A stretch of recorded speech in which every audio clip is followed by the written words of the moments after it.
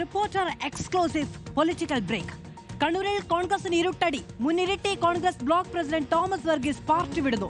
BJP നേതാക്കളുമായി തോമസ് വർഗീസ് സംസാരിച്ചു. Kerala Congress M നേതാക്കളോടും തോമസ് വർഗീസ് ആശയവിനിമയം നടത്തി.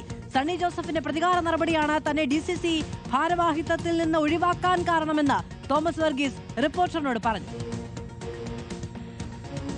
അതിനുശേഷം ഒരുപാട് ആളുകൾ എന്നെ കോൺടാക്ട് ചെയ്തു. വിവിധ രാഷ്ട്രീയ കക്ഷിയുടെ ആളുകൾ കോൺടാക്ട് ചെയ്തു. അതുപോലെ തന്നെ വ്യത്യസ്തങ്ങളായ രാഷ്ട്രീയത്തിലുള്ളവരും ഇല്ലാത്തവരുമായിട്ടുള്ള ഇരുട്ടിയിലെ ഒരുപാട് സാമൂഹ്യ രംഗത്തുള്ള ആളുകൾ എന്നെ കോൺടാക്ട് ചെയ്തു. ധാരാളം ആളുകൾ വീട്ടിൽ വന്നു. ഈ തെരഞ്ഞെടുപ്പൊക്കെ വരാൻ വേണ്ടി പോവാണ്. പേരാവൂരിൽ തന്നെയാണ് തോമസ് സാറിന് ഉള്ളത്. അവിടെ തോമസ് സാറിൻ്റെ മണ്ഡലം കൂടിയാണ്. അപ്പോൾ സ്വാഭാവികമായിട്ട് അവിടെ ആ തരത്തിലുള്ള ആലോചനകൾ എന്തെങ്കിലും നടക്കുന്നുണ്ട്. അല്ല, അങ്ങനെ പല ആളുകളും എന്നെ വിളിച്ചിരുന്നു. ആഗ്രഹം സാധിച്ചില്ലെങ്കിൽ മറിച്ചുള്ള തീരുമാനങ്ങൾ അത് അന്നേരം ആലോചിക്കും.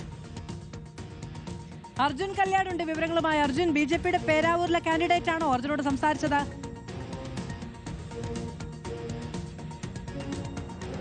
മാധു, തീർച്ചയായും അങ്ങനെ വേണം നമുക്ക് സംശയിക്കാൻ. നിലവിലെ സാഹചര്യത്തിൽ ഏതെങ്കിലും ഒരു പ്രഖ്യാപനത്തിലേക്ക് കാര്യങ്ങൾ പോയിട്ടില്ല. പക്ഷേ ബി.ജെ.പി നേതാക്കളുമായി തോമസ് വർഗീസ് സംസാരിച്ചിട്ടുണ്ട്.